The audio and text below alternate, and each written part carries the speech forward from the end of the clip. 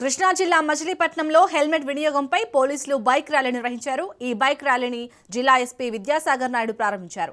Road ప్రమాదాల నివారణకు జిల్లాలో పెద్ద ఎత్తున చర్యలు చేపడుతున్నామని తెలిపారు ఎస్పీ విద్యాసాగర్. రోడ్డు ప్రమాదాల్లో ఎక్కువగా యువతే మరణిస్తున్నారని, యువతతో పాటు ప్రతి ద్విచక్ర వాహనదారుడు హెల్మెట్ తప్పనిసరి ధరించాలని ఎస్పీ సూచించారు.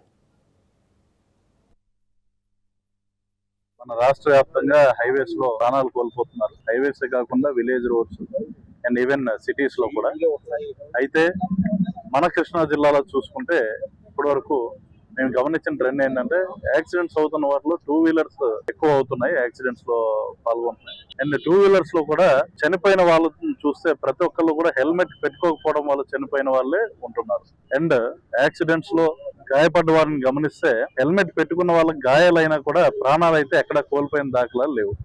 హెల్మెట్ పెట్టుకుని చనిపోయారు పలానా వాళ్ళని కృష్ణా జిల్లాలో ఇప్పటి వరకు అయిన ట్రెండ్స్ లో ఎక్కడ కూడా మేము గమనించలేదు. So it is very clear that helmet అనేది కంపల్సరీ హెడ్ ఇంజరీ అవ్వకుండా ప్రాణం అనేది కాపాడే వస్తువు అది. సో అన్ఫార్చునేట్లీ ఏంటంటే పబ్లిక్ లో హెల్మెట్ మీద మేము అవగాహన కల్పిస్తున్నాము, అంతేకాకుండా చట్ట ప్రకారం నడుచుకోమని చెప్పి హెల్మెట్లు పెట్టుకున్న వారి మీద చలాన్ వేసినప్పుడు కూడా పబ్లిక్ లో కొంతమంది బాధపడటం మా దృష్టికి వస్తూ ఉంది.